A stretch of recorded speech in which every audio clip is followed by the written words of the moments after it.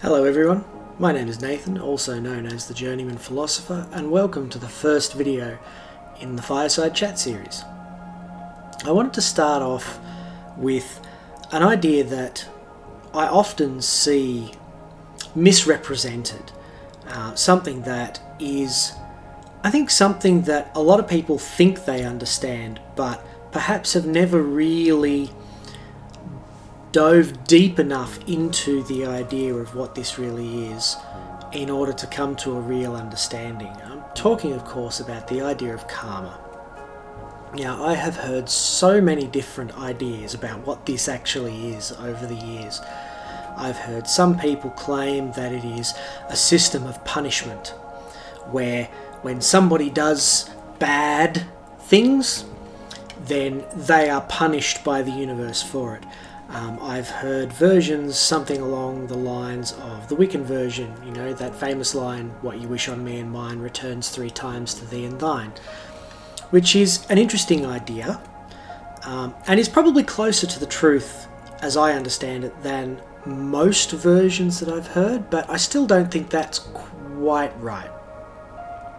So what actually is karma? If it's not some divine form of retribution where somebody does the wrong thing and they get punished. Because you do often hear people talking about, oh, they will get their karma, they will get their punishment. I don't think that's quite right.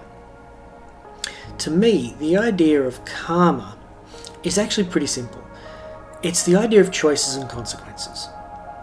So when we make a choice, whatever that is, we are presented with 1,000, 1,000,000 choice points every day where we can choose one or another choice. And every time that happens, we set ourselves onto a particular path. Now, this path has infinite branches. We can always choose which way to go. In any given moment, we always have choices available to us. Some of them are not particularly good choices, but there are always choices. Karma, to me, is a way of quantifying the idea of the consequences of those choices that we make. So in any given moment, we are walking along our path and we have a choice. Do we go left or do we go right? If we choose to go left, okay, we follow that path until the next choice point, left or right again. We choose to go right this time, we go this way, and so on and so forth. Karma is the inevitable consequence of the choices that we have chosen to make as it adds up through the course of our day, week, month, year, lifetime even. But it's also a little bit more complicated than that as well, in that there are certain laws that govern the universe. There are certain laws that govern the way that everything functions. So when we choose to make choices that are not in line with these rules, then not so much as a punishment, but as a natural consequence of that, if we choose to break the rules of the universe, then not so nice things can happen to us. And this can often feel like a punishment. It feels like we are being punished by the universe, when in actual fact it is simply us that has chosen to do something that goes against the intent of the universe, of God, of spirit, of whichever word you would like to use. To me, all of those things kind of mean the same thing. Now, to my understanding, the purpose of life, the purpose of the universe, is to evolve, and I'll speak about that a little bit more in another video. But when we choose to make our choices that run contrary to the idea of evolution, when we are choosing to take steps backwards instead of choosing to take steps forwards into a more evolved version of ourselves, this is when the consequences can start to become pretty dire. Because what we are choosing is in direct contradiction to how the universe is intended to function. Now, that still doesn't make this a punishment. That just makes this a natural consequence of the choices that we are making. So another question I hear asked fairly often is, why do bad things happen to good people? And there's a few different layers here. The first is to unpack exactly what a bad thing actually is. And we'll come back to that in a little bit. But if you start from the basic assumption that everything that happens to everyone and everything is entirely geared around the idea of growth, of evolution, of learning to be better versions of ourselves in all moments, then you can start to piece together why bad things happen to good people, because they're opportunities to grow. And this doesn't make them pleasant. It doesn't mean that we enjoy when these experiences happen. Although certainly I have encountered people who have chosen to enjoy everything in life, regardless of how it looks on the surface, simply as an opportunity for them to grow and become better versions of themselves. But what this actually means, when you start to look at it from this perspective, is that if everything that happens to us is geared towards us learning something, is geared towards us learning a lesson, to evolving, then what is a bad thing? Something that causes us to lose a loved one, to be crippled, to cause us harm or pain. That's how most people would qualify a bad thing. And yet when you start to look at it from the perspective of everything is geared towards us being able to grow, those things which challenge us the most are where we're going to find the most growth. There is the most opportunity for us to evolve and grow and to change, to become that better version of ourselves. When we feel those extremes of pain, when we feel those extremes of loss, in overcoming those feelings, in overcoming that experience, we become a much better version of ourselves.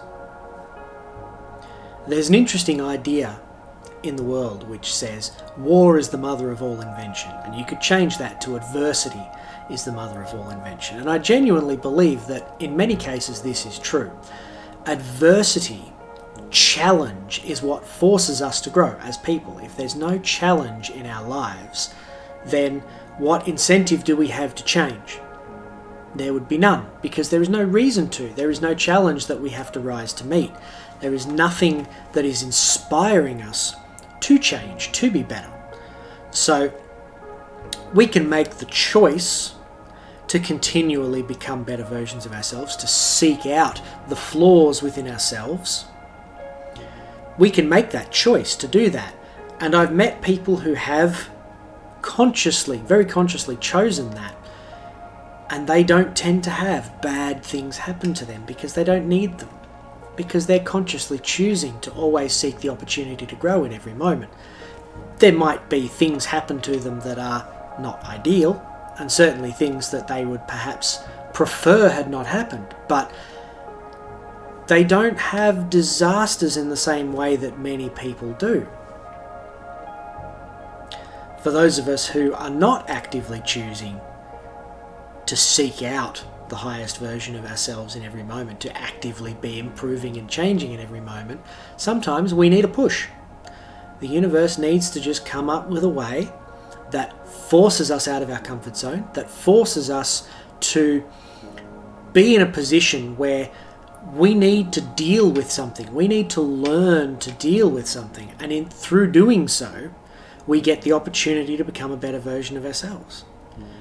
This is, by and large, what people are talking about when they say bad things happen to good people.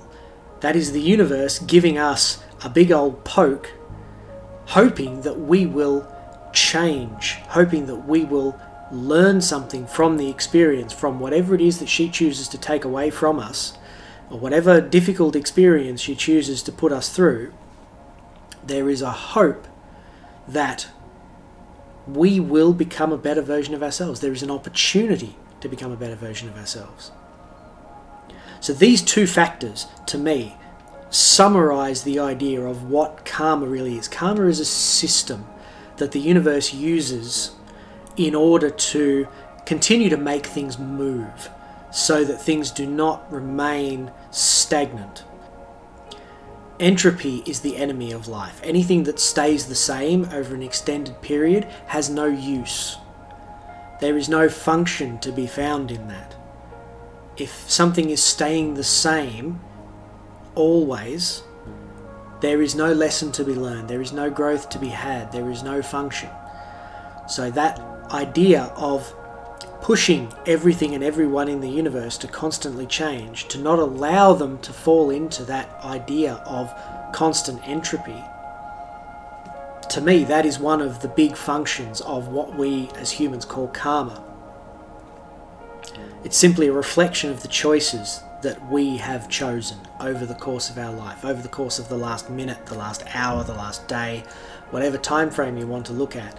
Where we end up in life, what ends up happening to us, is entirely the consequence of those choices, and is entirely geared towards giving us as many opportunities as possible to become better versions of ourselves, to continue to grow and learn.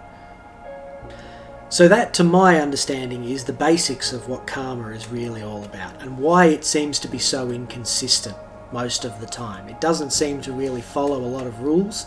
It seems to just do whatever is needed in the moment, and that can be a positive thing, a negative thing, however it looks to us on the ground as in our little human lives. There is always that higher purpose behind everything that is happening. Everything is geared towards allowing us to grow and showing us the consequences of our actions.